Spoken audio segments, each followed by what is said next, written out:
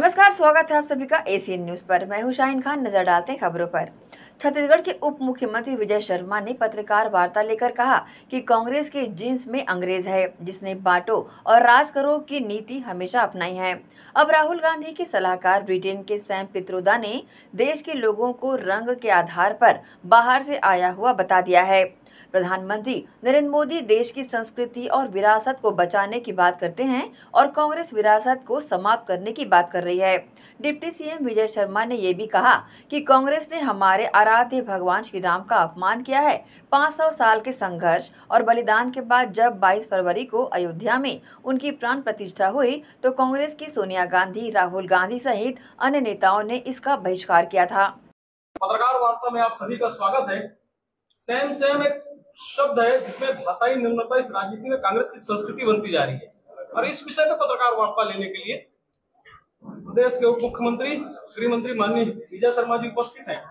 साथ में है भारतीय जनता पार्टी के वरिष्ठ प्रवक्ता श्री दीपक मस्के जी, श्री नलिनेश ठोकने जी, हमारे एनजीओ प्रकोष्ठ के प्रदेश संयोजक श्री सुरेश पाटनी जी और ओबीसी मोर्चा के जिला अध्यक्ष श्री और पैनलिस्ट श्री सुनील जी भी हमारे सामने उपस्थित हैं। मैं माननीय विजय शर्मा जी से अनुरोध करूंगा कि पत्रकार वार्ता प्रारंभ करें।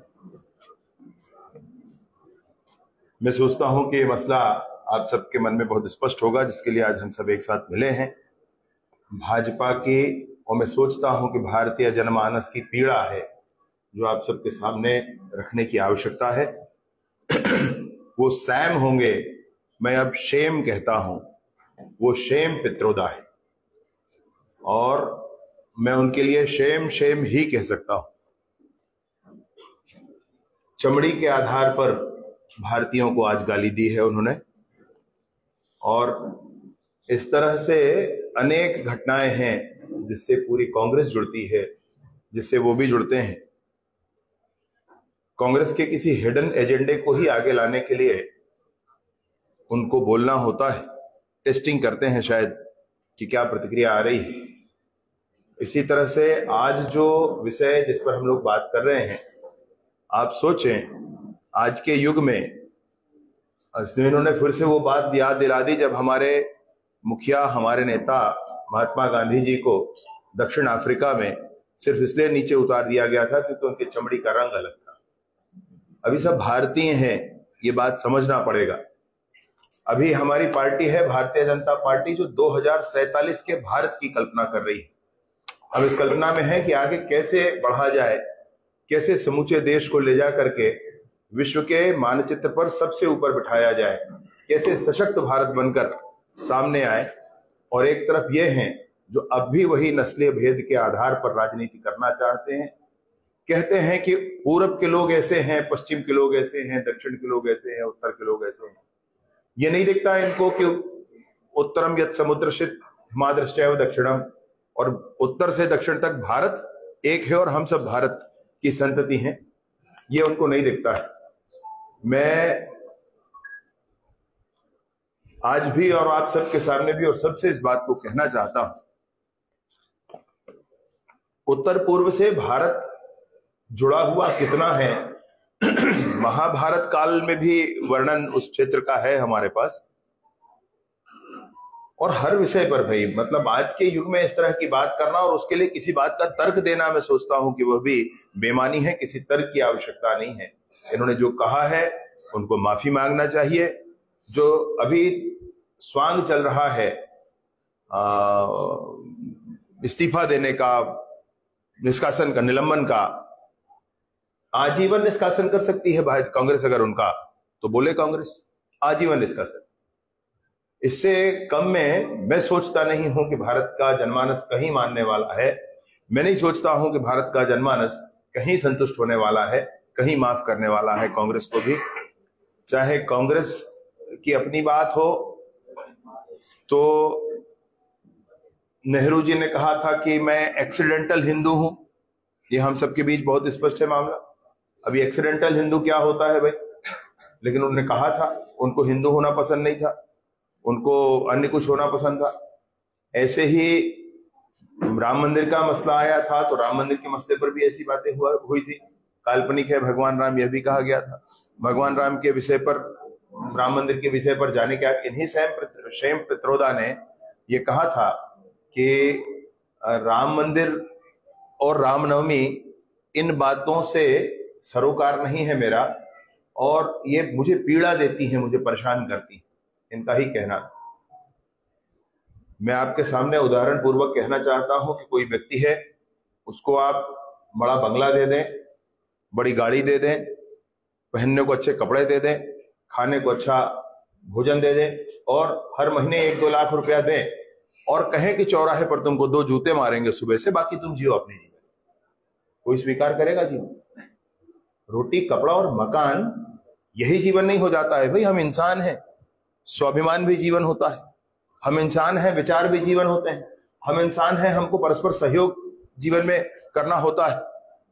इसी तरह से मैं कहता हूं कि भारत के संदर्भ में बाबर ने आकर के हमारे आराध्य भगवान राम के मंदिर को तोड़ा था, और जब वो मंदिर तोड़कर यहां पर तोड़ा था, उसके बाद गांव-गांव, गली-गली भगवान के पूजा और रामायण हुआ करते थे, परंतु भगवान का उचित स्थान उनको मिला नहीं।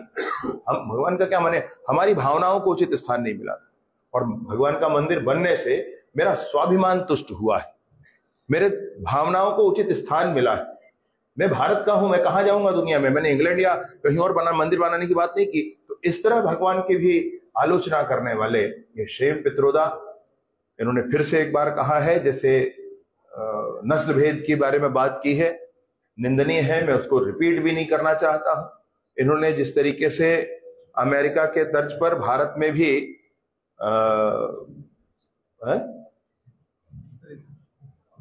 स्त्री धन पर आक्रमण करने की बात कही है, या उसका विरासत टैक्स, उसकी बात कही है।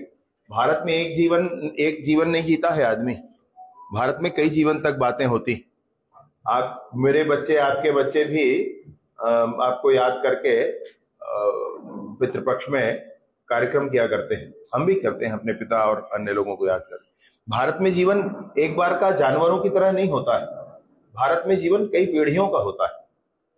तो उस तरह से परेशान होने की आवश्यकता नहीं है इनको, कि किसी ने मेहनत करके पैसा कमाया है तो उसको लेकर के उनको दे दिया जाए जिनके बच्चे ज्यादा हों। ऐसे ही विषय नहीं रखने चाहिए। विषय ये होना चाहिए कि भारत किस तरीके से एक साथ मिलकर के आगे बढ़ सके, ये स्पष्टता के साथ बात होनी चाहिए। मैं आप सबके माध्यम से ये जरूर कहना चाहता हूं कि कांग्रेस की मोहब्बत की दुकान में हर जगह नफरत का सामान बिक रहा है। एक्चुअली ये मोहब्बत की दुकान नहीं है, ये नफरत का सामान ये लोग बेच रहे हैं।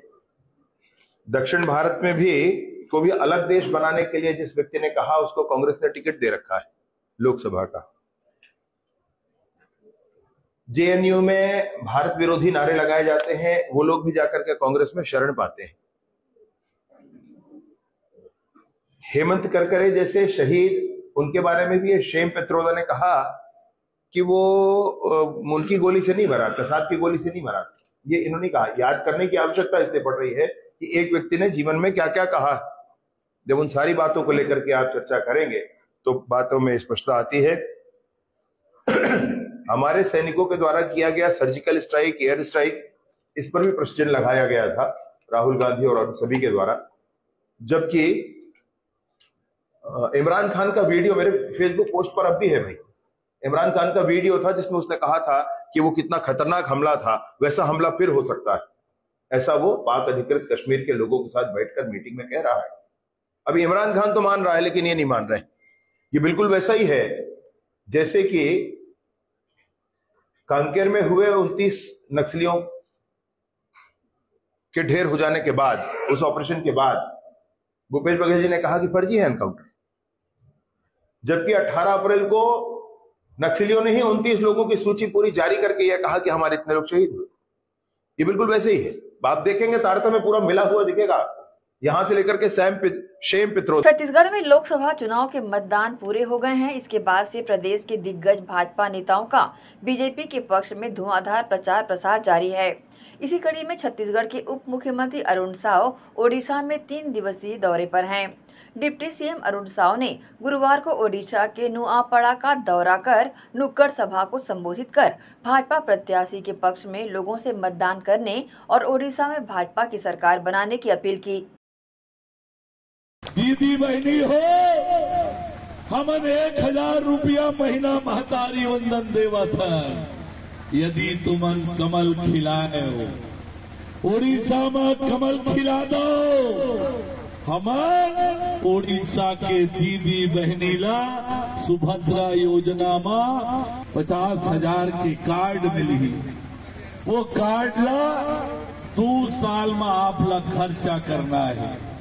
ओला वापिस नहीं करना है, पैसा ला खर्चा कर दे 2 साल में, फिर कार्ड मिली, फिर 2 साल चली। निश्चित रूप से सब यहाँ छत्तीसगढ़ ही बोलते हैं।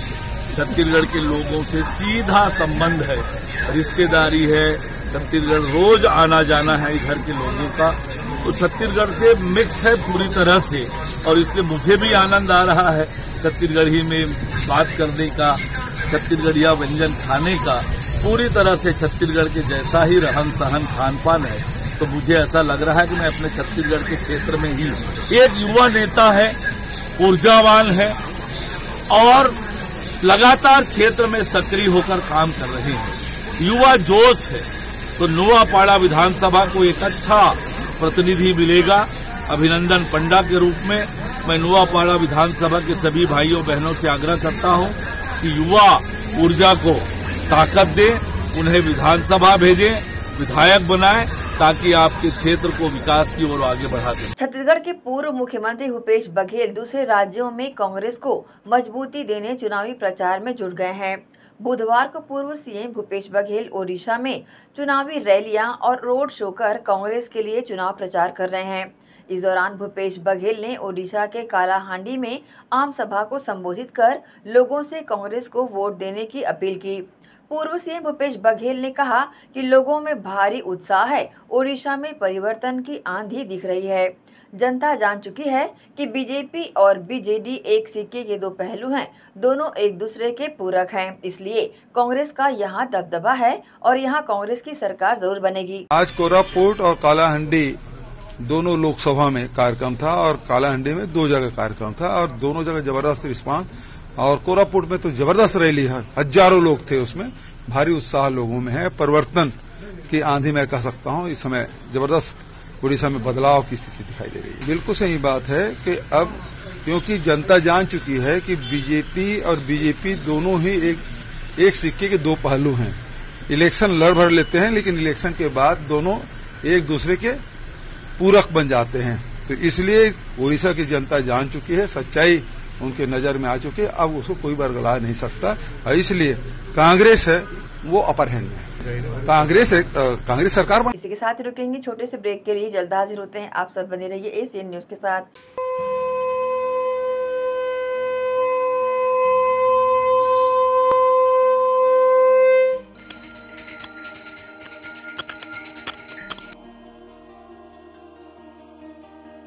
भारत के बुजुर्गों की शान, पंचरत्न पहचान। देश की संस्कृति को बचाना है तो पंचरत्न को ही अपनाना है। जी हाँ, पूजा की सर्वश्रेष्ठ धोतियाँ। अधिकृत थोक विक्रेता बरमेचा टेक्सटाइल, दिगंबर जैन मंदिर रोड, गांधी चौक, दुर्ग।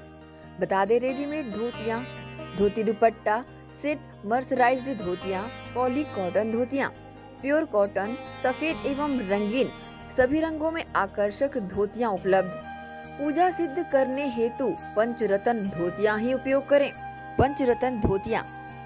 हमारा पता अधिकृत थोक विक्रेता Barmecha textile, Digambar Jain Mandir road, Gandhi Chowk, Durg, Chhattisgarh.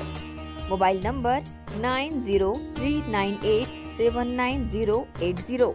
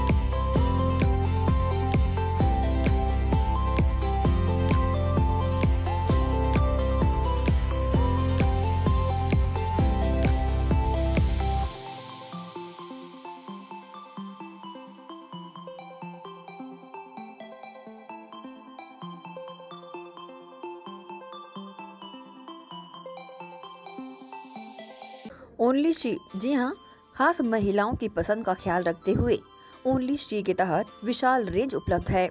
Only she की लेगिंस व हॉट पैंट की विशाल श्रृंखला, आकर्षक product, kurti pant, shapewear, string pant, cotton pant, palazzo, capri pant, women shirts, hot pant, camisole, cycling shirts, round neck T shirt, V neck T shirt, jogger pant, track pant, printed T shirt, comfy pyjama, churidar leggings, ankle length leggings, kids leggings. Only she के product के तहत अधिकृत विक्रेता only she, जी हाँ, अधिकृत थोक विक्रेता Barmecha textile, Digambar Jain Mandir road, Gandhi Chowk, Durg, Chhattisgarh. Mobile number 9039879080।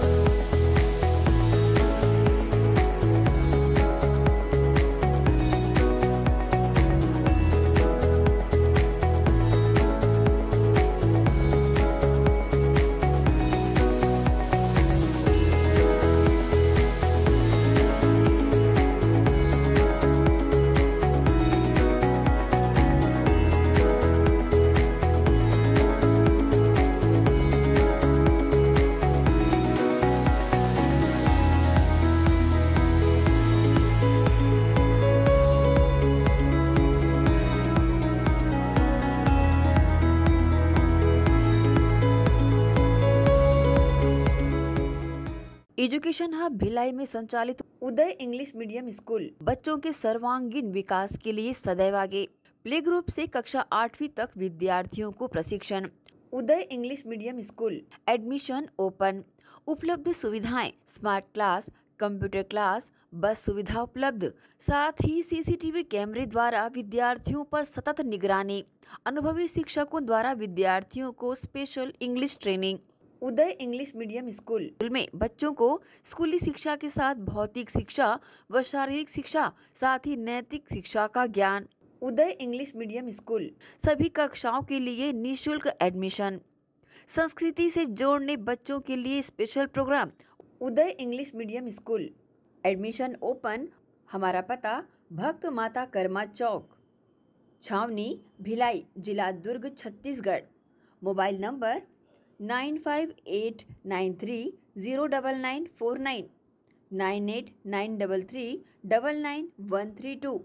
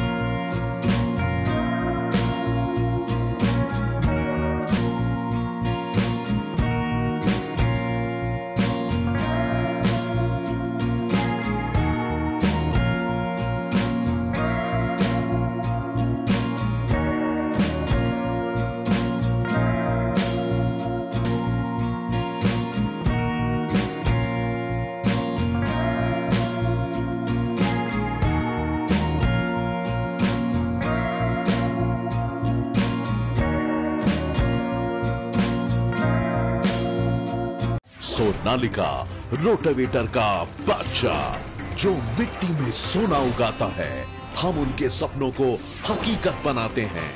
खेती के उपकरणों में दुनिया का number 1 heavy duty range Sonalika agro solutions पेश करते हैं सोनालिका शानदार रोटावेटर ऑफर। त्योहार के अवसर पर लाखों के उपहार।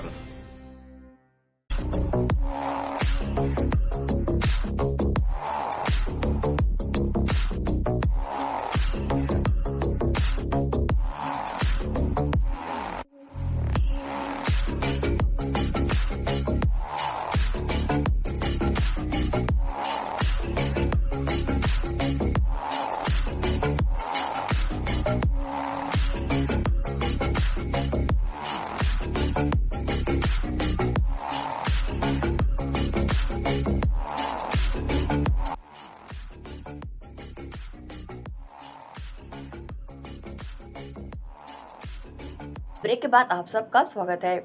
छत्तीसगढ़ माध्यमिक शिक्षा मंडल ने सीजी बोर्ड 10वीं और 12वीं कक्षा के नतीजे घोषित कर दिए हैं। माध्यमिक शिक्षा मंडल की अध्यक्ष रेणु पिल्ले ने प्रेस कॉन्फ्रेंस लेकर परिणामों की जानकारी दी कि 10वीं के आत्मानंद विद्यालय जशपुर की छात्रा सिमरन शब्बा ने 99.50% के साथ पास किया और टॉप की। वहीं 12वीं में महासमुंद की महक अग्रवाल टॉपर रही। 10वीं की प्रावीण्य सूची में कुल 59 नाम शामिल हैं, जबकि 12वीं की प्रावीण्य सूची में कुल 20 नाम शामिल है। इस साल सीजी बोर्ड के 10वीं कक्षा में 3,45,556 परीक्षार्थी शामिल हुए थे, जिनमें से 75.6% छात्र उत्तीर्ण घोषित किए गए हैं। वहीं 12वीं में 2,61,022 छात्र छात्राओं ने परीक्षा दी, जिनमें से 80.7% पास हुए हैं। विज्ञप्ति का उद्बोधन किया जाएगा। इसके बाद हमारे वेबसाइट में जो है रिजल्ट को माननीय अध्यक्ष मैम द्वारा क्लिक करके पहले 10वीं का और फिर 12वीं का रिजल्ट का क्लिक करके जारी किया जाएगा वेबसाइट पे, और उसी समय हमारे NIC द्वारा भी उस लिंक पे वेबसाइट में किया जाएगा। इसके बाद जो मेरिट सूची है, हाई स्कूल की मेरिट सूची और हायर सेकेंडरी की मेरिट सूची, तो पहले हाई स्कूल की मेरिट सूची प्रोजेक्टर में हम डिस्प्ले करेंगे और उसके बाद हायर सेकेंडरी की मेरिट सूची का यहाँ पे डिस्प्ले होगा। ये जितने भी कार्यक्रम अभी हैं, प्रेस विज्ञप्ति सभी जो है, ये कॉपी आपको बाद में अवेलेबल हम करा देंगे, इसलिए सूचना दी जा रही है। अब मैं माननीय अध्यक्ष मैम से निवेदन करूंगी कि 10वीं के बुकलेट का ओपन करेंगे।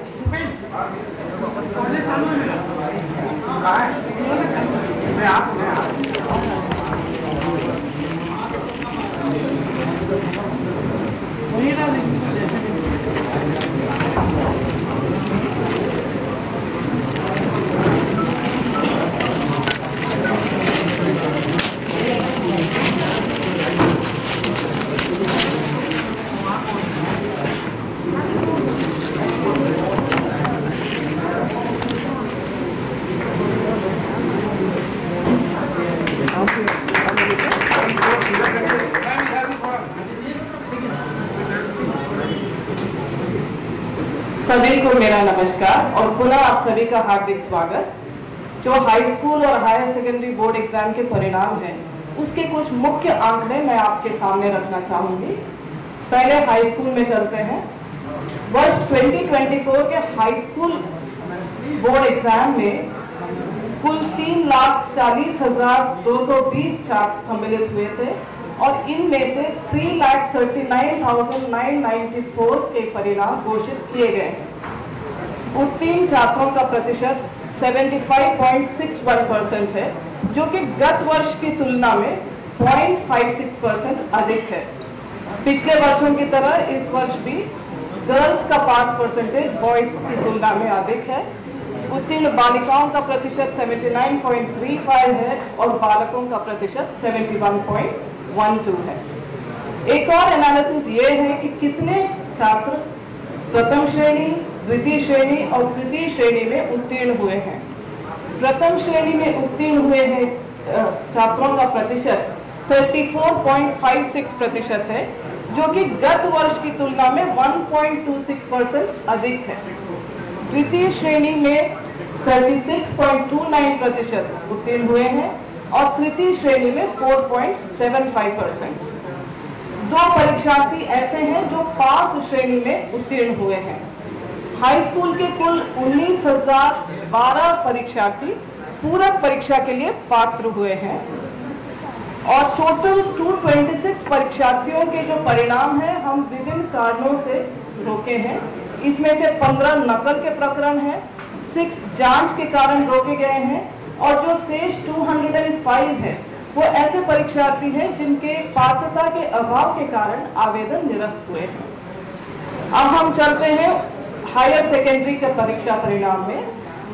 हायर सेकेंडरी एग्जाम में कुल 2,58,704 परीक्षार्थी सम्मिलित हुए थे और इनमें से 2,58,575 के परीक्षा परिणाम घोषित किए गए हैं। हायर सेकेंडरी में जो उत्तीर्ण छात्रों का प्रतिशत है वो 80.74% है, जो कि गत वर्ष की तुलना में 0.78% अधिक है। यहाँ भी सेम एनालिसिस प्रथम श्रेणी, द्वितीय श्रेणी एवं तृतीय श्रेणी में पास हुए छात्रों का अगर हम करें तो ये परिलक्षित होता है कि जो प्रथम श्रेणी में उत्तीर्ण हुए हैं छात्र हायर सेकेंडरी के, उनका प्रतिशत 34.07% है, जो कि गत वर्ष की तुलना में 7% अधिक है। द्वितीय श्रेणी में 42.22% उत्तीर्ण हुए हैं और तृतीय श्रेणी में 4.45%।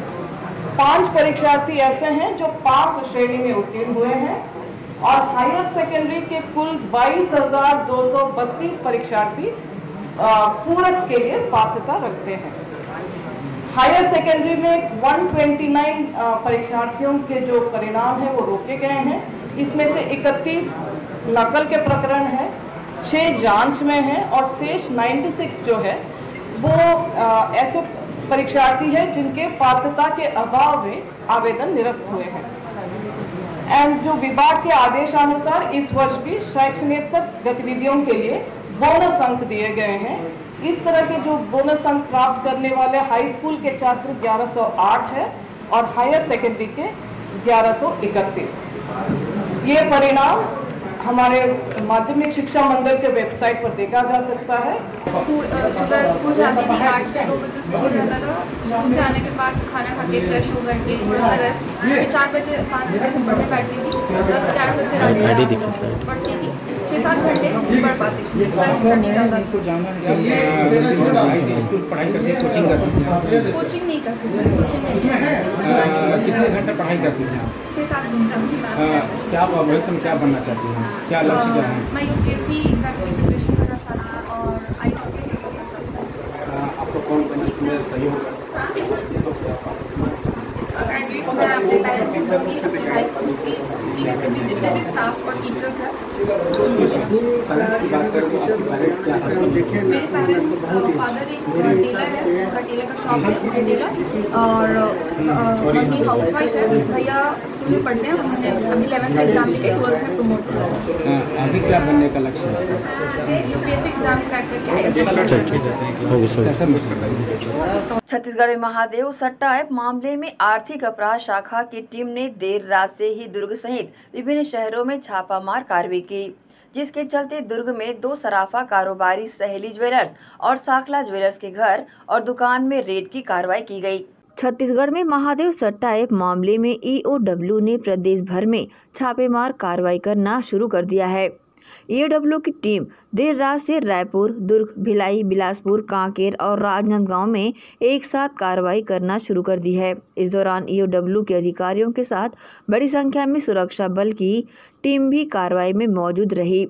सूत्रों के मुताबिक जिन लोगों के ठिकानों पर कार्रवाई चल रही है उनमें से ज्यादातर सराफा कारोबारी हैं। आर्थिक अपराध शाखा की टीम के द्वारा जिस तरह से छत्तीसगढ़ के कई शहरों में एक साथ छापामार कार्रवाई की गई है, इसी कड़ी में दुर्ग में 2 सराफा कारोबारी सहेली और साखला ज्वेलर्स के घर और दुकान में भी रेड की कार्रवाई की गई। इस छापामार कार्रवाई के बाद सहेली ज्वेलर्स के प्रोपराइटर की तबीयत खराब हो गई और वे अस्पताल में भर्ती हैं। वहीं भिलाई में मास्टरमाइंड महादेव सट्टा ऐप सौरभ चंद्राकर के चाचा दिलीप चंद्राकर के घर भी देर रात लगभग 2 बजे टीम ने दबिश दी और पूछताछ जारी की।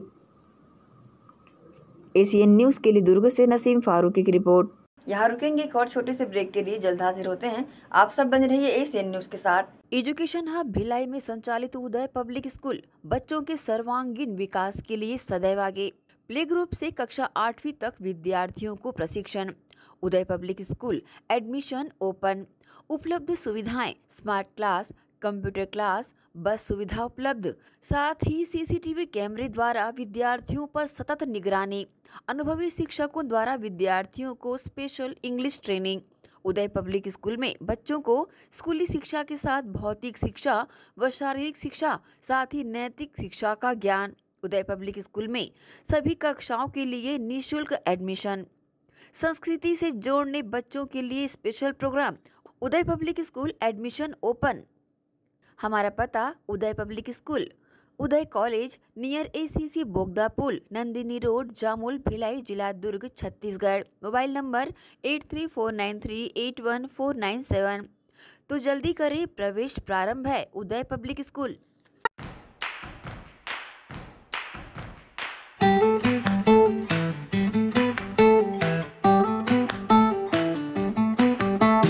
नन्हे नन्हे प्यारी जान, पढ़ेंगे लिखेंगे तभी तो बनेंगे भारत की पहचान। बच्चों से ही है कल का भविष्य, तो आइए उदय पब्लिक स्कूल में जल्द ही एडमिशन कराइए। जी हाँ, एडमिशन शुरू हो चुके हैं। नर्सरी से कक्षा 8वीं तक आपके निकट उदय कॉलेज कैंपस नियर ACC बोगदा पुल, नंदिनी रोड, जामुल, भिलाई में स्थित 2019 से गुणवत्ता भर शिक्षा प्रदान करने वाला आपके क्षेत्र में पहली बार, जिसका नाम है उदय पब्लिक स्कूल। जी हाँ, सभी कक्षाओं के लिए निःशुल्क प्रवेश। स्कूल नर्सरी से कक्षा 8वीं तक के लिए इस वर्ष प्ले ग्रुप की भी शुरुआत की जा रही है। सरकार द्वारा 25% छात्रों के लिए मुफ्त शिक्षा प्रदान की जाएगी। प्रवेश के लिए जल्दी करें। बस वैन की सुविधाएं भी उपलब्ध है। पुस्तकालय सुविधाएं है, CCTV कैमरा, संगीत कक्ष, खेल और सांस्कृतिक गतिविधियां, मल्टीपर्पस हॉल। महत्वपूर्ण दिन और त्योहारों को भी यहाँ मनाया जाता है। कंप्यूटर लैब और स्मार्ट क्लास शिक्षण सुविधाएं भी उपलब्ध की जाती है। अग्नि सुरक्षा के लिए भी सुविधाएं उपलब्ध है। बच्चों के अंग्रेजी बोलने पर भी महत्वपूर्ण ध्यान दिया जाता है। तो फिर देरी किस बात की, जल्दी कीजिए, क्योंकि एडमिशन शुरू हो चुके हैं उदय पब्लिक स्कूल में। आपके निकट उदय कॉलेज कैंपस निकट ACC बोगदा पुल, नंदिनी रोड, जामुल, भिलाई में।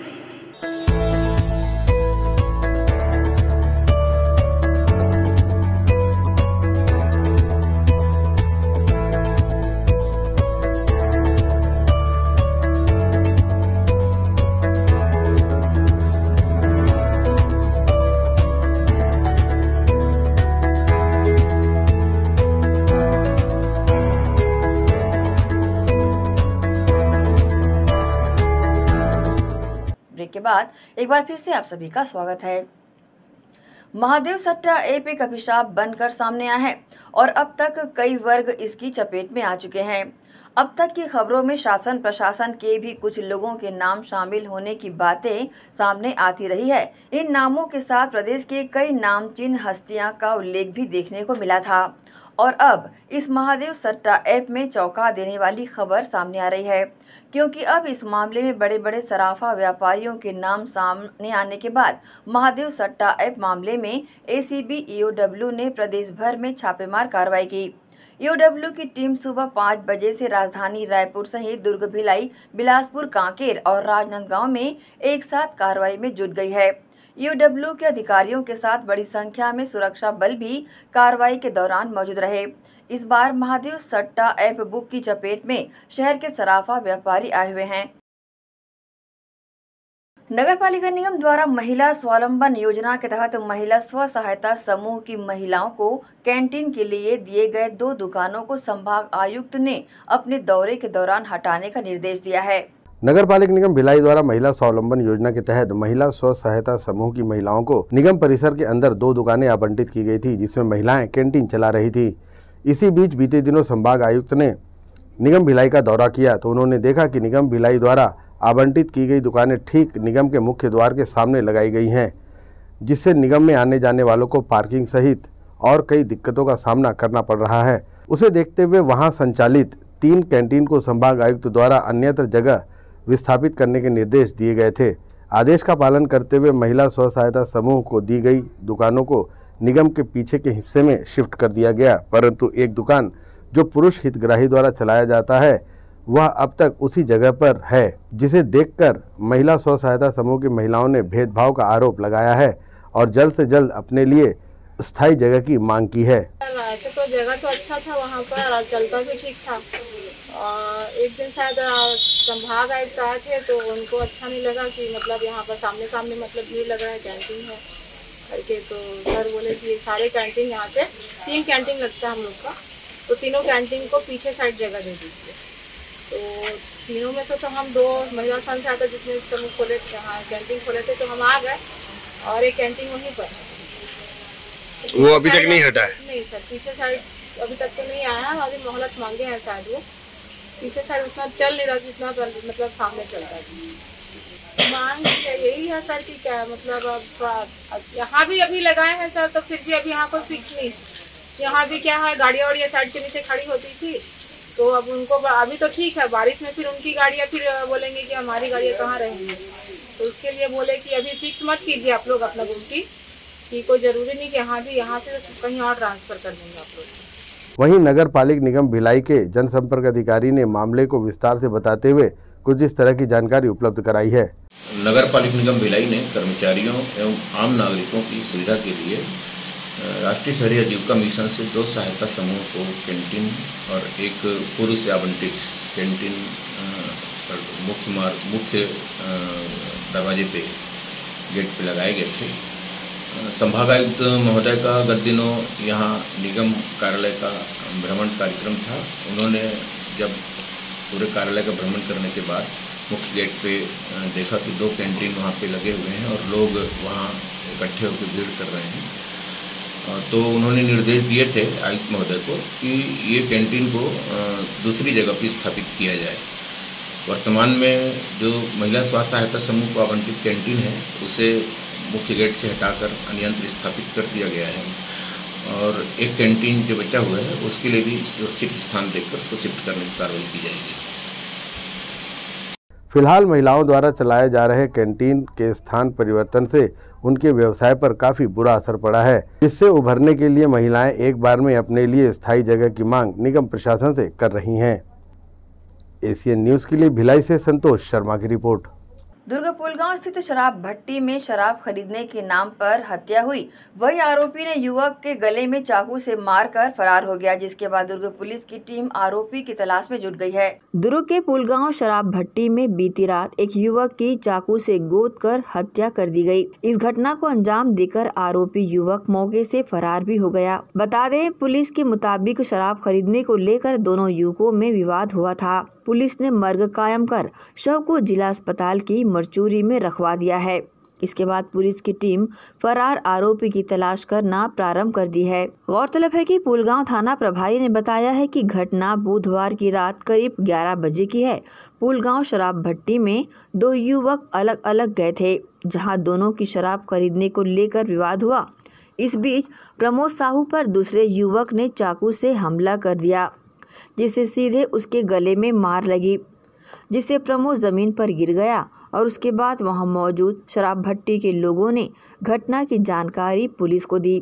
मौके पर पहुंची पुलिस ने घायल युवक को जिला अस्पताल ले गया, जहां डॉक्टरों ने उसे मृत घोषित कर दिया। वहीं दुर्ग पुलिस इस मामले में आरोपी को ट्रेस कर उसकी तलाश में जुट गई है। मामले को लेकर दुर्ग सीएसपी चिराग जैन ने इस तरह की जानकारी मीडिया के समक्ष दी। कल रात को लगभग 8:30 बजे हमें एक घटना हुई कि एक पुलगांव थाना क्षेत्र अंतर्गत एक दारू भट्टी में चाकूबाजी हुई है। इसकी हमें सूचना मिली और जिस व्यक्ति को चाकू मारा गया उसको जिला अस्पताल लाया गया और जिसकी बाद में मृत्यु हो गई। तो जिस व्यक्ति ने कार्य किया था उसको पुलिस ने गिरफ्तार किया और उसके खिलाफ अपराध पंजीबद्ध किया और फर्दर उसको कार्रवाई की जा रही है। देखकर अभी तो यही प्रतीत हो रहा है कि उनका आपस में ही वो लोग सब नशे की हालत में थे और उसी नशे में की हालत में उनके विवाद हुआ और विवाद में थोड़ा गर्मी बढ़ी और उसी में उनका फिर चाकूबाजी हो गई। ACN न्यूज के लिए दुर्ग से नसीम फारूकी की रिपोर्ट। इसी के साथ ही आप चलेंगे इजाजत। आप सब बने रहिए ACN न्यूज के साथ। नमस्कार।